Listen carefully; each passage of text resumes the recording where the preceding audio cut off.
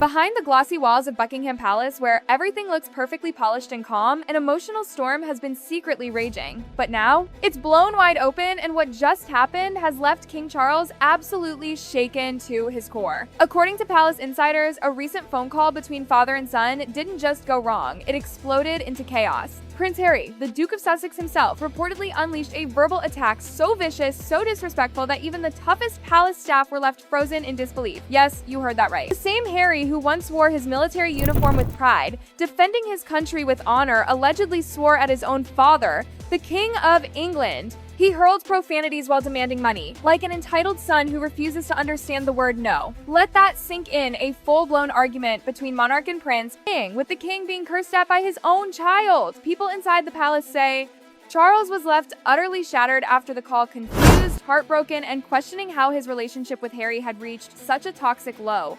Remember, the king is already dealing with health issues and the weight of his royal duties. The last thing he needed was this emotional explosion from his youngest son.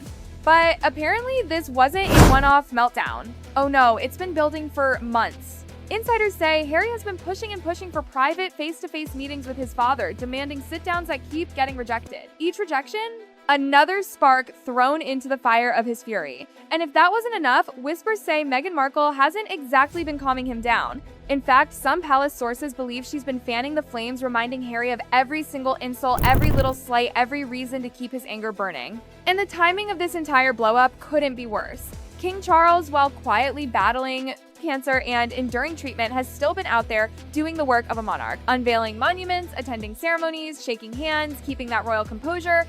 And then there's Harry yelling down the phone about money, demanding royal funds, completely forgetting that he's the one who walked away from royal life in the first place. But here's where things take an even more shocking turn. Harry isn't just asking for a little help. Sources claim he's demanding the kind of financial support reserved for working royals' full security coverage, access to royal estates, and ongoing allowances. When Charles refused, Harry reportedly lost it. And that's not all. His rage has been fueled by pure jealousy. Palace whispers reveal that Harry's been seething in his Montecito mansion, furious that his disgraced uncle, Prince Andrew, still lives comfortably on the royal dime. You can practically hear the frustration. Why does he get everything? Platt, when I'm the king's son too? Andrew, despite stepping back from royal duties after scandal, still resides in royal luxury.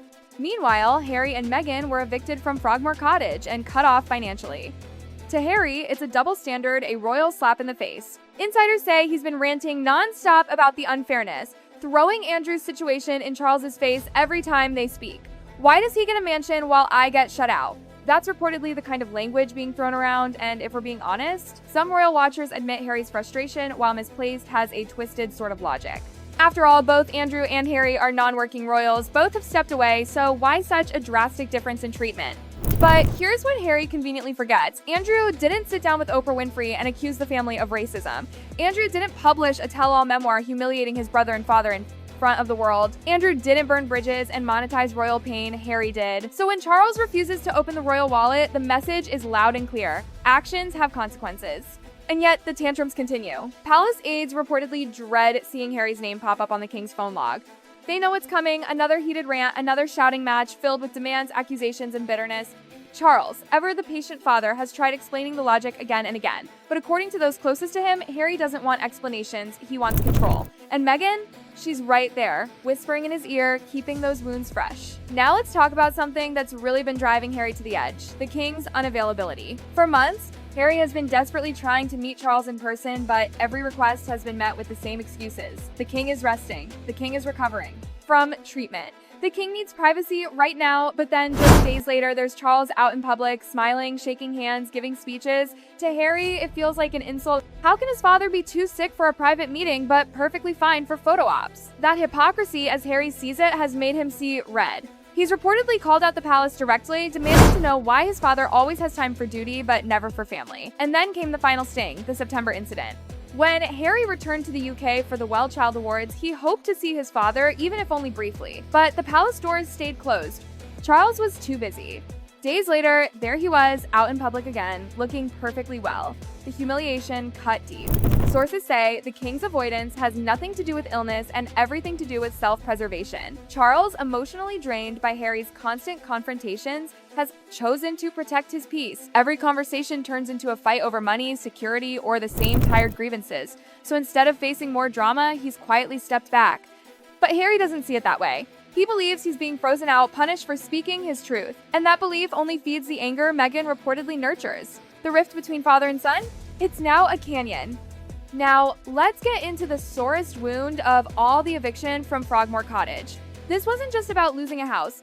To Harry, it was about losing his place, his one tangible tie to the country and family he still, deep down, wanted to belong to.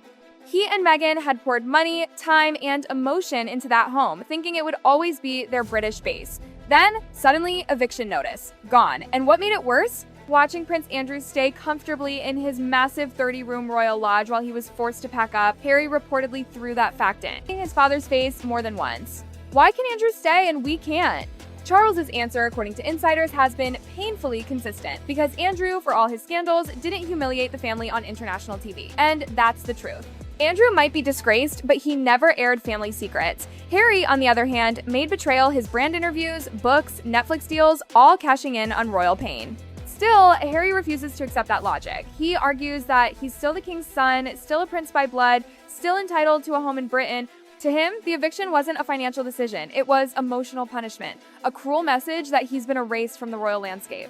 And that bitterness, it's eating him alive. Palisades say the Frogmore saga has become symbolic. It's no longer about a house, but about belonging, respect, and identity. Every time Harry sees Andrew's royal privileges untouched, it fuels his narrative that he's the victim. But behind the scenes, whispers suggest that Meghan Markle is the true strategist in all of this. Former palace staff describe her as brilliantly manipulative, knowing exactly which buttons to press. Her method reportedly starts with flattery, reminding Harry how handsome he looked in uniform, showing him old photos where he was adored by the public, calling him the better brother. The king, meanwhile, is exhausted. He's tried reasoning with Harry. You left royal life. You rejected the responsibilities. You can't expect the privileges. But logic doesn't work anymore. Those close to Harry say Meghan fuels the fear, constantly reminding him of Princess Diana's tragedy, feeding his anxiety, convincing him they're targets.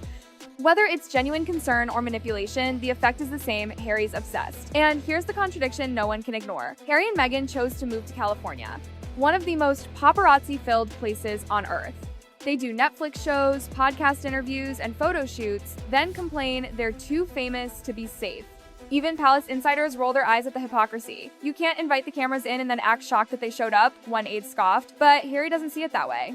He believes security is his birthright, not a privilege, not a job benefit, just something he's owed for being born royal. And that attitude has turned every conversation with his father into a war zone. Now, here's where it gets almost tragic, because after everything the shouting matches, the lawsuits, the endless demands, Harry still refuses to take any responsibility. Instead, he blames the one enemy he's been pointing at for years, the media. He claims the press is the reason he and his father can't reconcile.